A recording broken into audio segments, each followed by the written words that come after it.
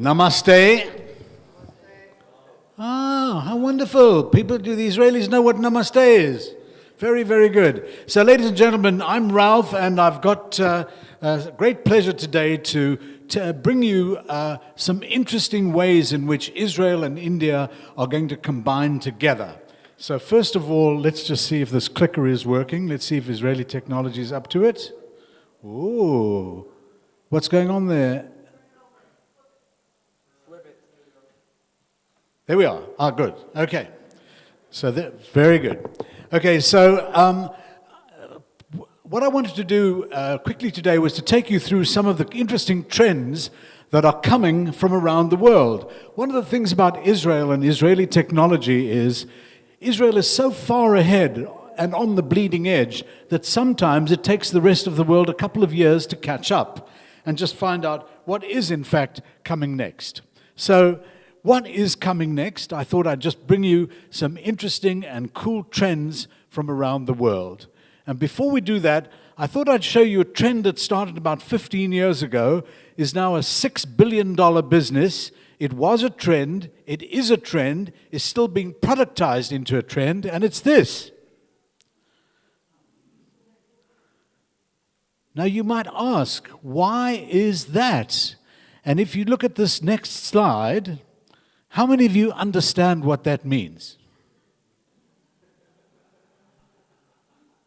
Now, how come it's only the Indians in the audience that understand that? So I thought, well, what I'd better do is show you what it would look like if you're in Israel.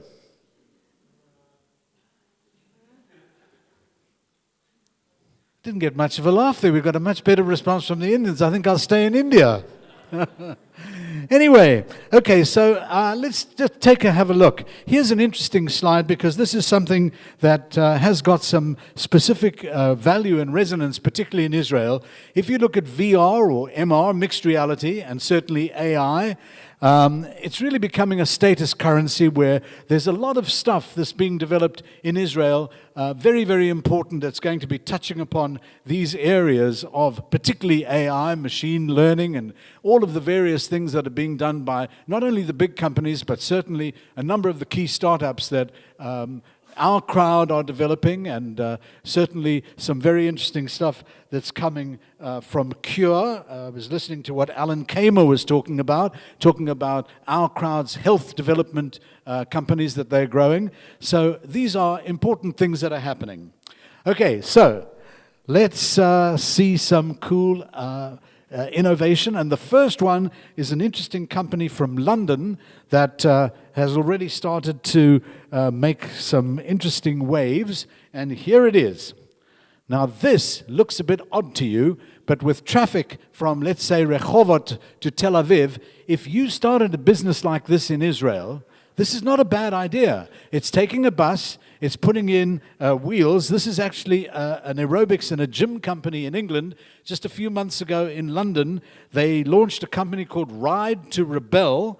It's a mobile spinning studio that travels on a selection of routes across London, and it's a gym chain that does a mobile workout on the move. Now, if you think the traffic's bad in Tel Aviv, the traffic is much worse in Mumbai. This might also be an idea for Israel and India to work together to develop a whole new chain of mobile spinning studios.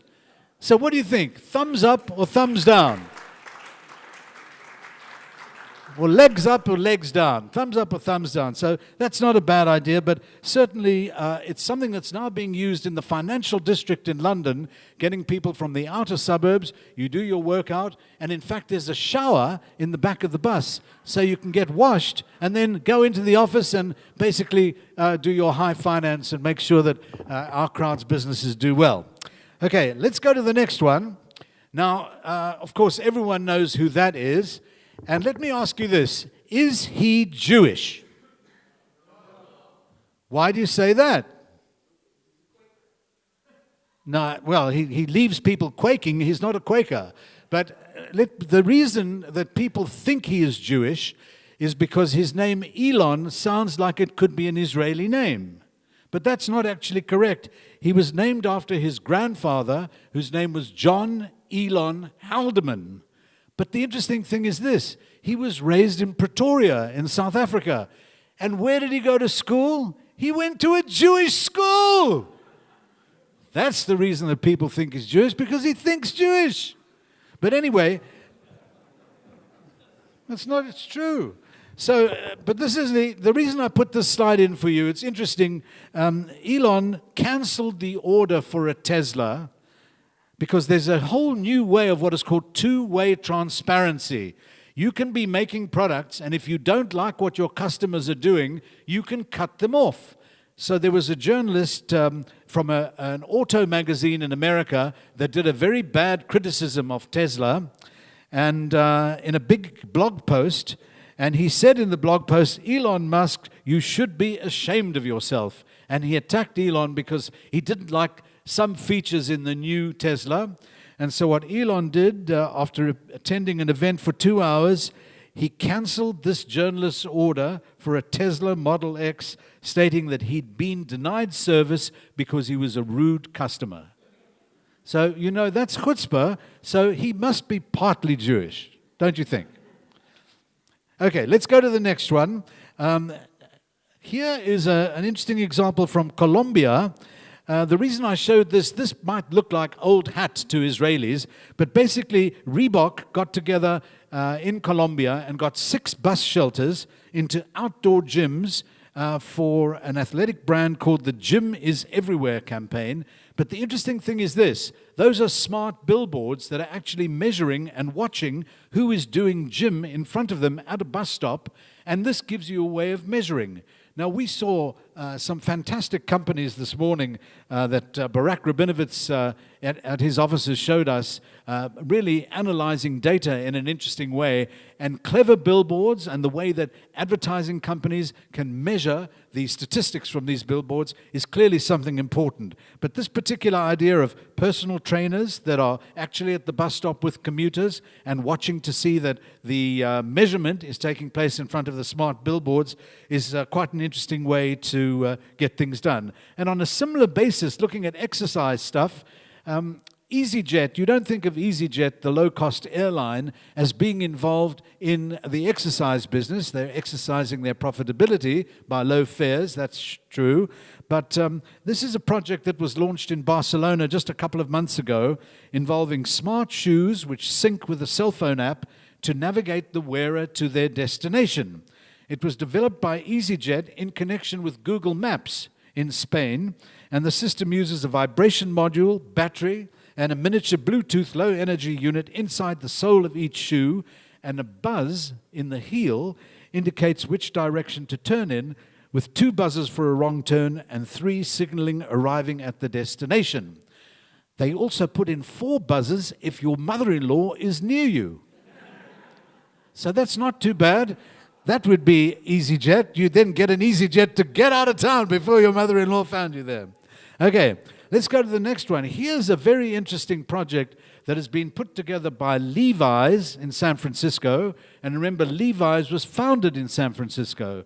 It's an immense global business with an immense global brand. But they got together in a project called Project Jacquard with Google and Google X, actually. And the idea was to develop specialized denim and a denim jacket that allows people to connect with their cell phone. You touch the sleeve of the jacket, it accesses functionality such as controlling music or calls or finding directions to nearby places. And this Levi's Commuter X Jacquard by Google, it's called the Google Trucker Jacket, was just released just a month ago. This is a whole new area in development of material science, not just clothing materials, but material in general. That is really, this is something that's going to be really manifesting itself in a big way, in a number of ways, where you're going to get clever materials and clever clothing to wear. I'll show you another example. Here's another one. This is interesting. This is Carrefour, the French company, but did this in Poland. They launched a uniform that cares. And this is a shirt that is designed to protect employees against airborne viruses and bacteria. The shirt is made from a smart fabric called Cotton X that works by attaching copper compounds to cotton fibers via ultrasound waves. The copper targets germs that settle on the surface of the shirt. Now you think about it. If you are in an environment, like for example, if you're in Mumbai, you don't want to be bitten by a mosquito and get dengue fever, because dengue fever is no laughing matter. Dengue fever is something that can kill you. But imagine if you could be wearing clothing that dispelled bacteria and creepy crawlies and that kind of thing. This is not a bad idea. And in fact, there's a wonderful company in India, a fashion company called Milk, that have come up with a kind of fabric that uses a particular kind of design in the manufacture of the cloth that has got healing properties in the cloth. And the reason that I know this is because we've seen the product. It's taking off like wildfire in India. Milk, a wonderful fashion garment, but is a healing garment. And we see that lady sitting there in the white in the front row. That's Ronak Roy. If you want to find out about Milk, she will give you more than just a glassful. She will tell you all about it. But a very interesting company. Okay, let's go to the next one. Here's an interesting one. This is called Wearable X. Now, you know, the ladies, you like doing yoga. I know this might sound funny, but think about this. Do you know how many people around the world do yoga? Well, listen to what this does. This was just released about 6 weeks ago. It's called Wearable X. It's from the USA. It has just been unveiled. It's a pair of yoga pants embedded with sensors. $299, Bluetooth-enabled pants that features a pulse battery that's clipped behind the wearer's upper left knee and pairs with a companion app which triggers 5 integrated sensors to vibrate. And the vibrators vary depending upon how the body needs to be aligned. Now, the funny thing is this. Guess where the sensors were made? In Israel! Now, that's something. Yoga, sensors, Israel, India, yoga, even Modi. Modi tried to get Bibi to do yoga. That's the one thing that Bibi wouldn't do. I mean, Bibi stretches the truth, but he couldn't stretch his own body, let's face it. Okay, but the point is, yoga, thumbs up or thumbs down for the sensor to show you how to do good yoga. What do you think? Thumbs up or thumbs down? Thumbs up. Let's have a drink to thumbs up. Okay, now, when I mentioned a little earlier about hearing Alan Kamer talking about Cure and some of the health companies, here's an interesting project. How about this? How many of you gentlemen in the audience have often wondered as to whether you have body odor? I mean, it's a big problem, but it's a problem that can actually be saved by your mobile phone. In Germany, just a couple of months ago, Nivea, the famous cream, announced Nivea Knows Men, a sensor-embedded smartphone case that allows cell phones to smell your body odor. The sensor detected when cell phones are placed near users' armpits and data is evaluated by a specialized algorithm. I mean, this sounds ridiculous, but think about it. If you're going on a date and you're standing at the door waiting to pick up your date, you want to make sure that your arms don't smell. There's nothing wrong with that. You are definitely satisfying an issue. So anyway, this links to products, and the free app does not function without a dedicated smartphone cover. But, you know, think about just people around the world are worried about their personal cleanliness, and this is not a bad idea. Thumbs up, arms up or arms down. Not a bad idea. Okay, let's get a little more serious. Now, you know, the whole notion of grocery shopping has been upended in the last few weeks by Jeff Bezos paying $16 billion for Whole Foods in America, and he's clearly going to be disrupting the grocery business. But the grocery business, in many senses, has been partially disrupted in Europe for a number of years. Here's an interesting, where are we? Oh, I think hold on a second. I'm running a little bit ahead of myself, but this, I'll just show this. Shiseido, a Japanese company, developed a special app for flight attendants on airlines for them to check their smile to make sure that they're smiling well or smiling correctly. And the reason I put this in is because we saw a wonderful company here in Tel Aviv called Easy Face. How many of you know Easy Face? See, all the Indians know it. The Israelis don't know it. What's going on here? Easy Face, very interesting company where you can basically, women can look at their face on their phone and put in the kind of makeup color that they want to use, and it'll show them what their makeup will look like. Very, very interesting. So this Shiseido actually allows you to judge what your smile is like. Does it look real? Does it look false? Does it look too much? Does it look cute? Whatever that might be. Okay, let's go to the next one. We were talking about retail and the changes in retail. So here's something interesting. A partnership between Procter & Gamble and a Czech retailer based in Prague called Mail.cz. It's a virtual grocery store that was set up in 4 Prague subway stations, and large posters featured images of popular grocery products alongside dedicated QR codes. Now in Japan, this has been done for some time, same in Hong Kong. I don't know about Tel Aviv because there isn't a subway system here in Tel Aviv. Or it is here in Tel Aviv. It's coming. But why I thought I'd put this in is that with the food business being so disrupted, in a sense, not only by Amazon, but everybody is having to think, particularly Procter & Gamble, the big FMCG companies, about what goes on. The whole notion of commuters, let's say at a railway station in India, being able to click onto a product on a screen, and then with companies like Snapdeal in India, or the Amazons of India, that might be able to deliver. This is something that might actually be quite useful. Talking of that, this is a product Samsung brought out, a refrigerator, a couple of years ago, but it's actually starting to be much, much more real, where you can effectively buy food from your refrigerator. You just punch in the food that you need because the AI and the machine learning within the refrigerator tells you when you need milk, when you need vegetables, and so forth, and you can buy it directly from your refrigerator, and that is coming.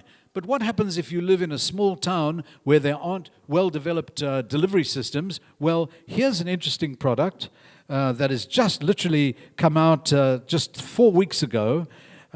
It's a company called Zalando, and they got something called Parsify, which is a delivery service in Belgium. So this is happening in Belgium, where customers could have parcels from a fashion retailer delivered to them wherever they are, thanks to geolocation. Once customers had downloaded the Parsify mobile app and entered their location, with a Zalando reference, they received a notification when the cycle delivery was right near them. So imagine if you're in Mumbai, or you're in Chennai, or you're in Hyderabad, or you're in Kolkata, and the delivery services are not so good, but if you could get a message on your phone to say that the cycle delivery guy was there, that would be a good idea. We running out of time? Okay, we'll just speed through things a bit here quickly and get to some good ones. Let's just have a quick look. Here we are. Interesting. This is Telecom Malaysia developed an umbrella that combats the spread of mosquitoes. You get the umbrella, you stick that sprout on the top of the umbrella, and that actually keeps away mosquitoes from you. It's an interesting idea in those territories where there is dengue fever or mosquitoes or in the tropics. Let's just have a quick look. Robots, particularly for looking after elderly people where they don't have their own assistants, and robotics and robotic technology, very, very important in the health business. And here's an interesting one. We've gone to the wrong one. Sorry, let me just have a look. There we are. That's the robotics looking after elderly people. And yeah, this is an interesting one. This is just come out. So many people have got pets and they don't take them for walks out of their apartments. They're living in apartments. But this is one which is a self-cleaning indoor toilet system for dogs. It's called Brilliant Pad. It's shipping next month. The pad on top dries out solid waste and absorbs liquids. And a motor wraps up both to prevent odors. The motor also replaces used pads with fresh ones, and the Brilliant pad only needs to empty out every few weeks. $230, thumbs up or thumbs down? What do you think? Just before you go, John, I've got two final slides that I must just finish. Let's just see. Oh, we're not going to have time for that. Not for the fastest electric vehicle in the world, or this where you get rewarded if you drive slowly, or this special crib that Ford are developing for babies to get and feel and understand a car, or this here, which is a special VR goggles you wear in Topshop, the fashion store, to give you an exciting experience before you buy a dress or before you buy clothing in Topshop.